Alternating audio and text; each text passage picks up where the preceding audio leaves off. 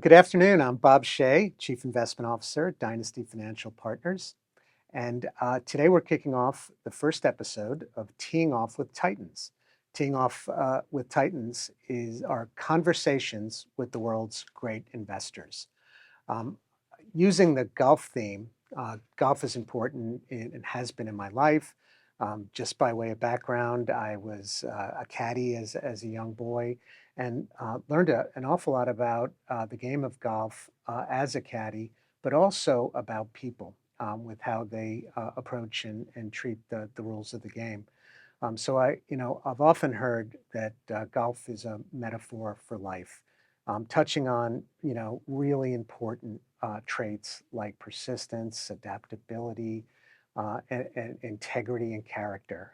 Just really important to when you play the game the way it's meant to be played. So I thought it was, a great framework to have these conversations tied to the golf theme. Today, for our first episode, I'm absolutely thrilled to have Rick Rieder. Rick Rieder is Chief Investment Officer at BlackRock, and he oversees and manages $3 trillion. So this is just a treat. Welcome. Thanks. Thank you, Rick. Thanks for Thanks for coming to join us at St. Pete. Pleasure. So the golf metaphor, do you see parallels with the game of golf and the way you approach investing in your career? Well, first of all, by the way, I thought we were actually playing, so that's part of why I'm here. But anyway, I'm kidding. I wish. I was thinking, as you were saying that, I'm thinking about it, and there's a bunch of really cool things. Like you say, it's all about people, and I enjoyed like being out and different people. It's also about, I've often learned, like in golf tournaments, you can't win the tournament on the first day, but you can lose it. It's a pretty good analogy for how I think about investing. Like you always got to protect the downside. You always got to think about what your downside is and what can create issues. And because you don't want to have two triple bogeys, et cetera, and then like all of a sudden you're way behind the curve. Other thing that I think is it's so cerebral, and it's all about the physics and how do you get better at it. And one thing I've learned over my career, you're not going to get every trade right. You're not going to get every position right. You're not going to get every regime right. How do you work your way out of it? You hit a bad shot. How do you work your way out of it? Which is huge. And if, we're trying to get, I say in efficient markets, if you can get the market right in efficient markets 60% of the time, inefficient markets 70%, do it over and over and over again. It's a little like, what you're doing with golf. It's just, you got to try and manage that. I said one funny thing to push the analogy a bit further. I once asked Roy McIlroy, who was a huge honor to get to know, and I said, I gave a presentation. I said, why do you have 14 clubs in your bag, and why do you carry? I think he carries 6 wedges. And he said, I hit the ball really far, so I need to be precise around the greens. And I thought about it, like that's what's so cool about the game. Like you use a sand wedge for this, and similarly, we use duration at times, we use securitized assets at times. Like for the different regimes you're operating in, there are a bunch of different tools. It's not a static business. What makes it fun, I think, from an investing point of view, it's so dynamic, and you just got to keep thinking about what's the right implementation today, and then how it's going to get you along the path where you want to go. I think you touched on some good points. They say that golfers need to have short memories, right? So Totally. do traders. You said 60%. 60% would have you in Market Wizards Chapter 1. Like, Yeah. I think that's an amazing, and that's just incredible that just over 50% of the time being right, and how hard that is, and how you do have to move on and mitigate risk, course management, risk management, et cetera. But I think we learn a lot about people too, and the character of people. Have you found that in your playing with? Oh my God, 100%. And by the way, I found a bunch of things with regard to how you interface with people. One, trusting. Like I have managers, people who contribute to my funds sitting in Asia, sitting in Europe, all over Europe. You have to build a sense of, do you trust them? Do you believe in their acumen? And are you willing to let them take risk? And as long as you're overseeing, you've got risk tools, et cetera. But I'm a huge believer. And I've also learned in this industry generally that the people who are differentiated, who really create leverage for you, not leverage like borrowing, but really create leverage, those people can have a huge impact way beyond, like if you have 3 people that aren't as impactful. So it's a big, I mean, it's a huge part of it is how we think about, who are you working with? We're moving to a world, more automation, more quantitative tools, but it's actually the way I think the industry is moving towards is those tools lead to augmentation. You got to have really good people you trust, people you believe in, and then how do they use those tools effectively? I think that I'd really like, and I know the viewers would really like, take us into your process. How do you do it? I know you get up early, like you like to watch, Asia close, Europe open. It's quiet. You get to think about how Yeah, the world's moving while yeah, while others are sleeping. yeah. But $3 trillion is a lot of money to oversee. Take us into your process some. So first thing I'll say, and fixed income is a little different than equities, which you'll talk about. So fixed income, and I believe in the thesis, make a little bit of money a lot of times. So, Hmm. not to get too deep in the sports analogies, but in tennis, so I studied this thing like Rafael Nadal. I don't even know this story. I think he won. Please, give me a little freedom on this, but something like 18 French Opens, and then I looked at the percentage of points he won. He won 54% of the points. That's pretty Yeah. unbelievable. And so I think about, so that's really gotten to my, if I can make a little bit of money a lot of times, we have to understand the regime we're operating in. If we spend 1 million hours, signals, data to try and get, what's the regime we're operating in? Are we in a higher rate environment, lower rate environment? Do we want to be in spread assets? Do we want to have convexity? Get that right, hopefully, more times than not. And then let your teams go to work and figure out, should we be buying this sector? Do we want to be in double A's in commercial mortgages? We're willing to take a little bit more risk and we'll go down the credit spectrum in residential mortgages. And then just do it over and over and over again. Listen, I'll say one thing I've learned over my career. You have to get comfortable with being uncomfortable too. And that is, if you've got your portfolio in a place where, okay, I can sleep at night. We got a lot of news, economic news, election news, a bunch of things coming out. You're not going to generate a lot of return. So you have to say, my portfolio feels right. I know what my tail risks are. I think I've got the boat pointed in the right direction. And then I'm going to feel a little uncomfortable because I found, and I'm sure you'll have the same thing career-wise, like they're the positions that are a little uncomfortable because nobody's doing them or the consensus is going a different way.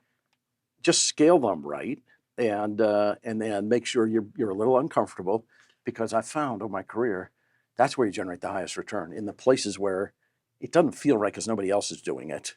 But you got to get that gnawing. I get up, as you're saying, I get up crazy early in the morning. I really appreciate when it's Saturday, like whew, I don't have to have the stress.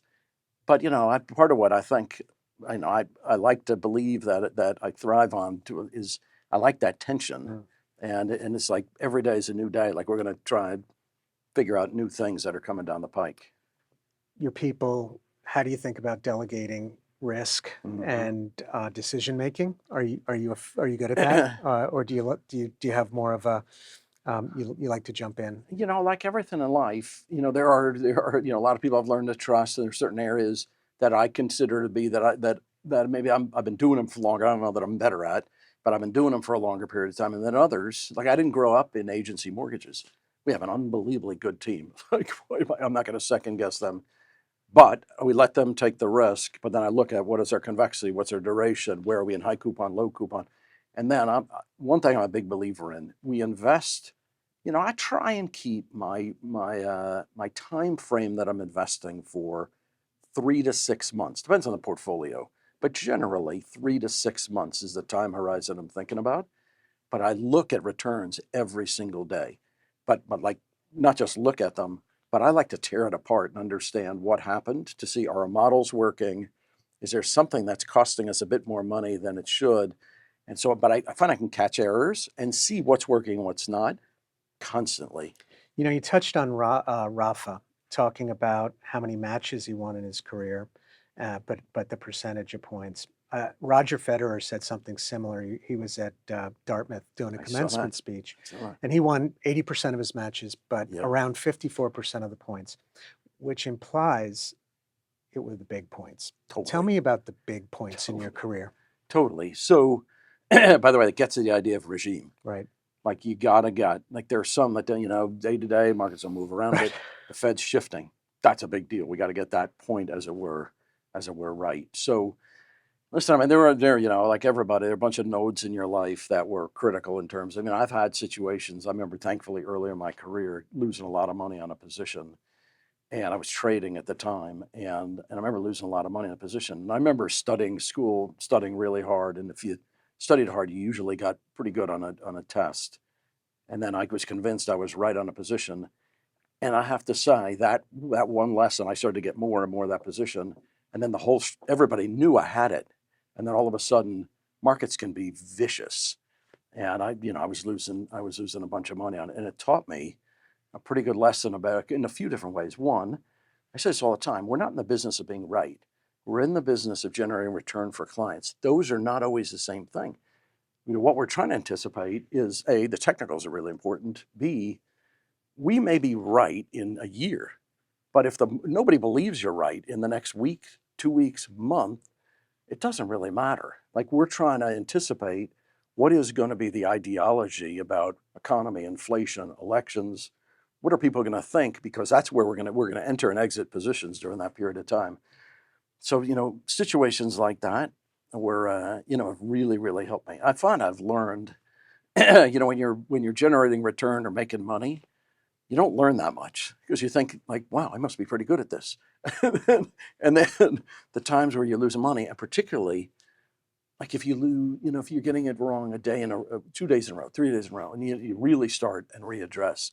But it's always in my career. I remember, every big trade I lost money on. Yeah, likewise. And there have been many, and it's important to learn lessons Totally. from them all.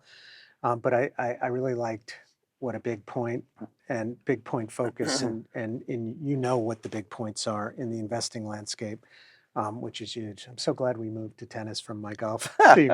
But Howard Marks talks about second order thinking. Getting away, like I find a lot of the financial media is, talking heads all with the exact same kind of view all the time. But being able to sift through the noise Yeah. and look at where the puck or ball is going. Take us in a little bit to how you Yeah. do that. I mean, I found the best investors that I've ever seen have the ability to separate the news from the noise.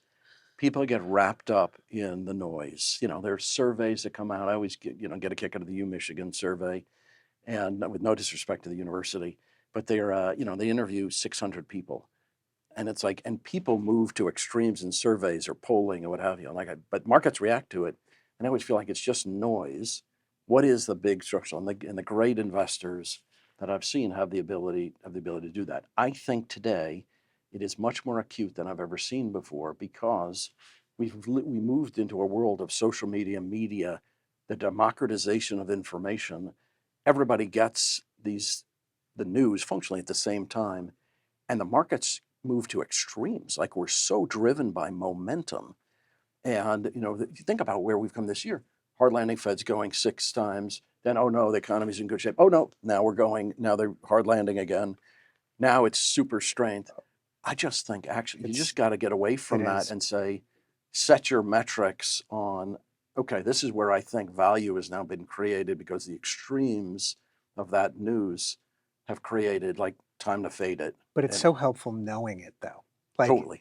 As quickly and as violently as it's changing, which it Totally. is. Yeah. Soft landing, no landing, recession in 2 weeks, and the positioning moves Totally. just as violently. Totally. And we'll touch on that a little bit at Outlook. But I thought please do. Throw one thing out of this. So, as you know, we've gotten to know each other. I'm pretty maniacal about the data.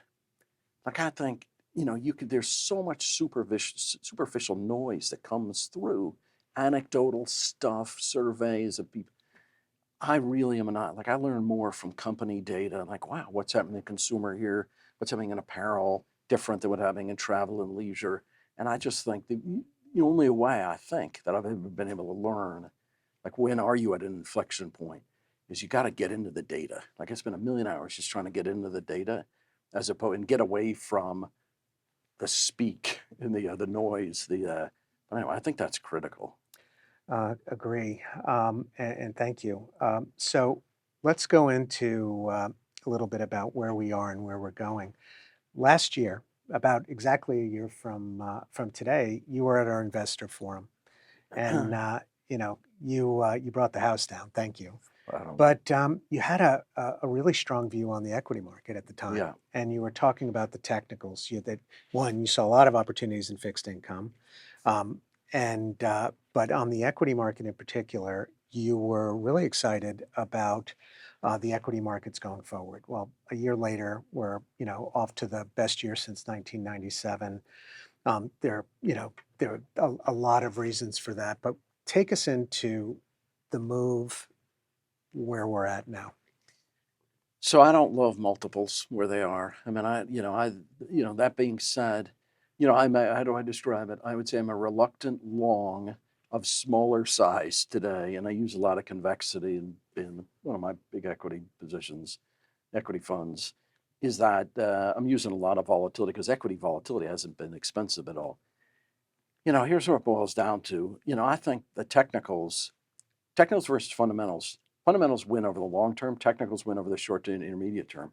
The technicals for equities are crazy good. I've never seen them like this, where there's $9 trillion of money market funds. There's 23 trillion deposits, and some of it's pledged.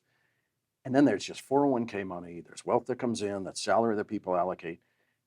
And then we've condensed the number of stocks that you can buy of scale, and there are no sellers. There's no IPO calendar of any significance, and then those big companies buy back $1 trillion of their stocks. So if you say, who's selling? There's no sellers. So I think that continues to drive it forward, unless there's some catastrophic event that reprices it down. So I think it's okay. And then, if you marry that to the fact that AI, tech spend, cloud, spend on augmentation, it's so big that the economy is going to stay in a reasonably good range. And companies, the S&P 500 is an operating leverage machine off of GDP. So I think if you said to me, are equities going to do their job? They're going to do their job. We've shifted a bit equity beta into more income. But listen, I think equities will still do okay. Personally, I would love that multiple to pay 5 times book or 25 times last 12-month earnings. Like, it's Yeah, pretty full. earnings are definitely growing, but this is still multiple expansion. Yeah, totally. And from a valuation standpoint, which is definitely not a trader kind of term, but we're stretched 95th-ish percentile. Right. I was at a Goldman conference Tuesday, an alternative conference, and David Costin, who I used to work with, was talking about 3% annualized over the next 10 years. That's quite draconian. So you're assuming some pretty violent shock along the way. I know how he gets there, and he's kind of focused on the concentration issue and the mega caps, and I think he's looking for 6 or 7 from the equal weight. JP Morgan out last week with their capital markets assumptions around 7%. This is 10 years. Everyone's afraid to fade the market here, but tell me a little bit about those. So I read that piece. I thought it was fantastic. And a lot of what he said, which is totally sincere, fair, is your starting point is your multiple that we just talked about. Well, your multiple, when you get to these multiples, pretty hard for your forward return to be so good. Totally fair. I thought, though, so if you marry that, stay with what Goldman's expecting, they've got a reasonably enthusiastic view of the economy and earnings growth.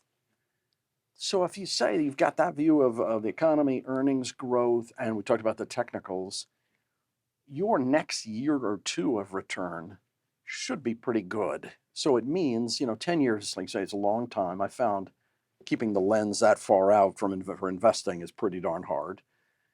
If you said, okay, I think it'll be pretty good for the next couple of years, the 2 + 8, you'd have to have some pretty pernicious negative returns to get to a 3.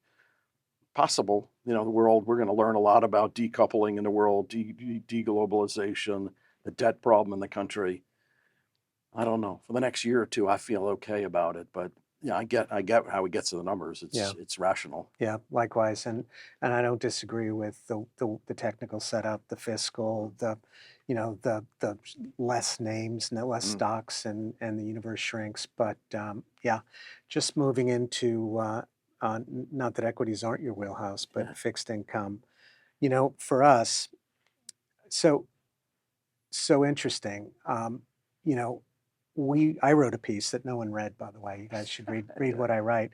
But wrote a piece the day before the FOMC, and I was just grinding on this, but I said that the bond market or the rates market and the energy complex and the equity market were really pricing in two completely different economic outcomes, with the rates market really price for recession, and the equity market, 23 times next year, party on Garth. And I said that at the time, the compliance folks asked me to temper the language, but I'd fade the bond market. And the reason why, which has been a fool's errand over the last 30 years of my Right. career, but what happens? Fed cuts rates and rates back up 50, 60 basis points for a lot of reasons.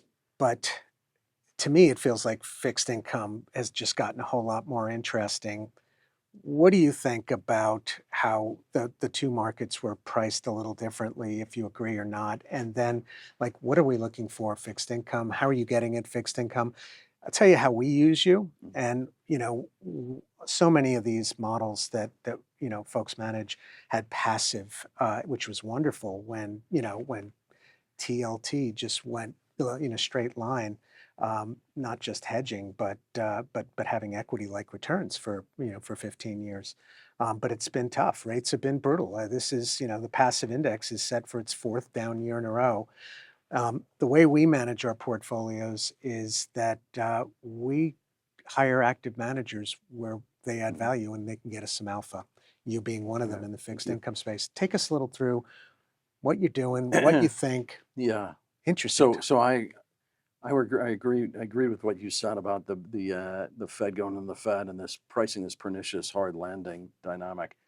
That being said, you always, and I'll think one day in my career, you always think about like you have been bigger in terms of shorting the front end, and I know I should have been, but listen, I mean that there was no data. There are a couple of pieces of consumer data that were softer, but I believe in the service economy, stable economy's in better shape than people think.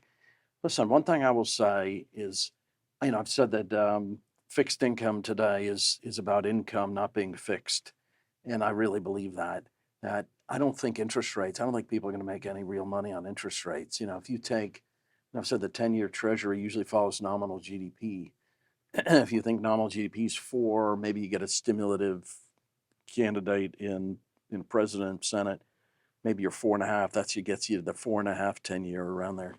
I don't think it's, and we have too much debt at the U.S. government level. That I think is like why own a lot of long end interest rate today, given the volatility of it. However, I mean I've been doing this for a really long time. I've never seen an environment where you don't have to take that much risk and you create a ton of income. Like you can create 6.5% income without really sweating. And if inflation's running 2.5, you can run a high triple B, low single A portfolio, and your real rate of return is incredible. And post COVID, companies termed out their debt, consumers delevered. So you arguably have the best credit condition that we've ever had. At the same time, you're getting paid the most from a real rate perspective. So my thought being, like, why stray out to the back end of the curve, particularly now with front end rates, like you said, haven't backed up. I just feel like I just got another toy back. Like we can now buy 2-year paper, 3-year paper, put some spread on it, get some yield, clip 6.5, and then just stay in it and clip the coupon. And even when I was looking at it today, like even if we're buying 2-year spread assets, like if rates go up 100 basis points from here, which I don't think they're going to do, I'm certainly not going to do. Like we still aren't making good money on that position. Are we going to make 3% or 3.5 to 4 maybe? But it's not bad. If you said it's something like worst case, you're only going to make 3.5 to 4. Yeah, it's not that stressful. It's going to be a time sometime in the near future where 6.5, 7% is a heck of a return anywhere. 100%. And I think thank you. You've been doing a great job for us, and we appreciate it. You touched on debt and deficits. Why should we care? So, by the way, can I say one thing to your last Yeah. question? Because I am like super energized about automation today, and so we think about the point you just made about like where are interest rates going to be, and somebody said, I think they'll be higher in 6 months, or Yeah. we could debate it forever.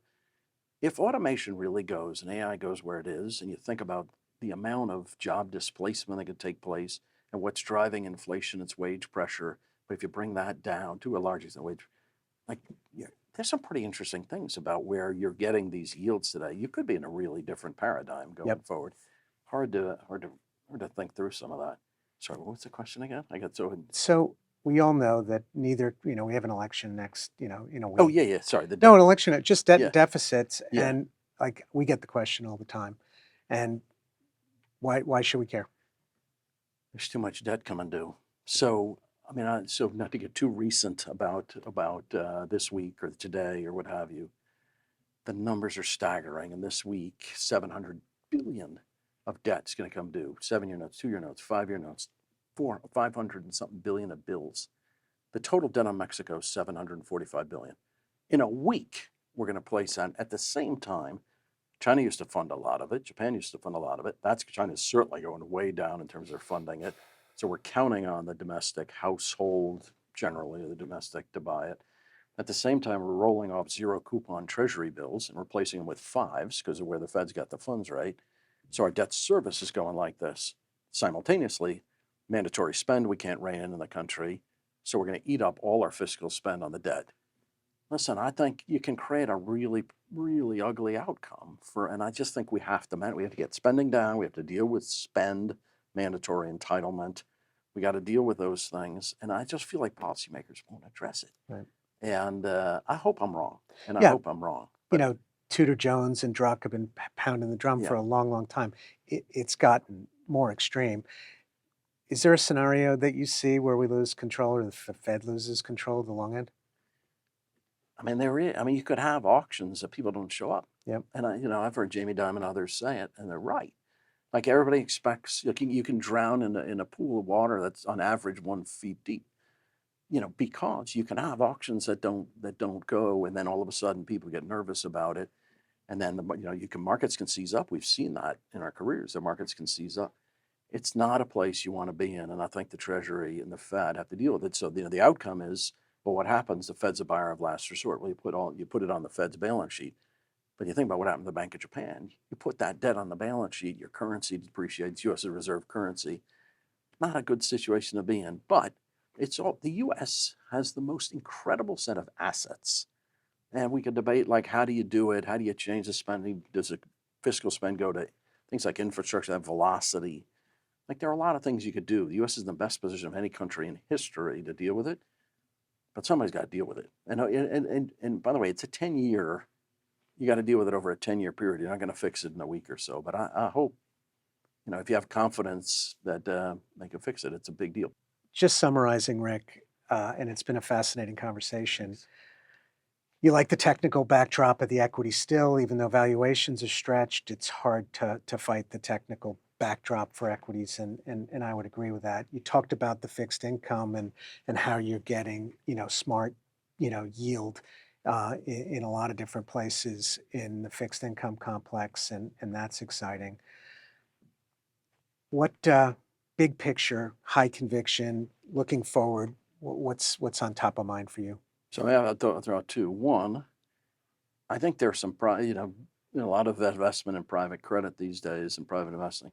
There are some really, really good terms you get on some of the financing in some of the securitized markets today, parts of the credit market. That today, like, that is unique because of the nature of where the banking system has evolved from, the amount of structural benefits you get from being in some assets that are less liquid, to meld that into liquid.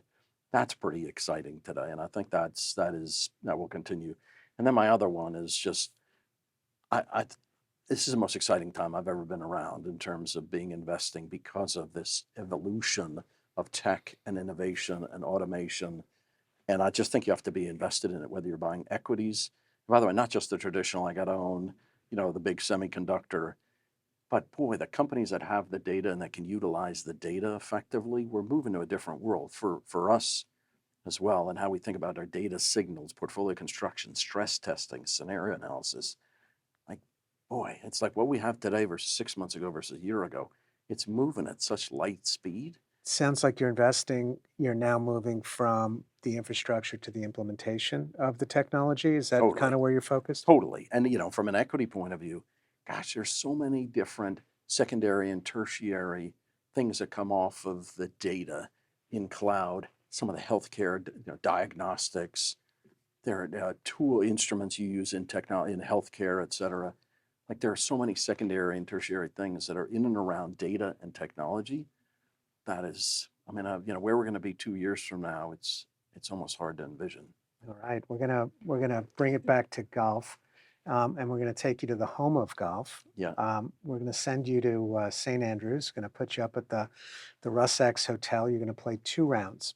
You're gonna have a 2-ball or a twosome with the investor of your choice and the golfer of your choice. Who you playing with? Can I pick the weather of my choice? Yes. Because I have gotten there where it's a little rough at times. I would say the golfer of my choice, which can sound a little cheesy, but listen, I've always thought like I want to get into and see how Tiger, not because of obviously extraordinary skill, how he thinks through every shot, how he hits high ball, low ball, and then I'm a big believer in competitor. How does he keep that edge, and how does he think? I'm like, I don't know. I'm just so intrigued by, I've gotten to meet him once, but I've never gotten to be around. It just maybe if he would talk through a little bit of his thought process, that I would be blown away by. Listen, if I could play with one investor, and I'm going to go totally off what I think the direction of travel on this, I think Elon Musk. Because that guy is an investor. And there are some great investors I've had the honor of getting to know over the years. But that guy has an ability to actually see the future and exploit it effectively. Like he's not just one step ahead. He is 10 steps ahead. Who could have built a car company, a solar company, a space company, I should say? Who could have, and by the way, solar as well. Who could have done that and thought like that? The auto industry is the hardest industry in the world to compete in. Think about what he did. Yeah. He created the market cap of like the whole rest of the industry. So anyway, it's people like that are, and Steve Jobs, my guess, is a similar industrialist with that sort of brain. And I don't know, those people I find absolutely fascinating. Yeah. And like I just, it's so mind blowing to think how you can have that, not just brain power, but the diligent work ethic to make it happen. And drive and the courage. Totally. Sending your last rocket up, God. and you're broke if it doesn't Can work. you imagine? Yeah. Can you imagine? Great choice with Elon Musk. Fascinating. I just earlier this year read Isaacson's biography of Musk, and I was just fascinated with just the man and what he has been able to achieve, and all the things you touched on. Rick, thank you so much for being my first guest on Teeing Off with Titans. It's been a pleasure and an honor. Thank you so very much. I really appreciate it. And thank you all for joining our first episode of Teeing Off with Titans. More to come.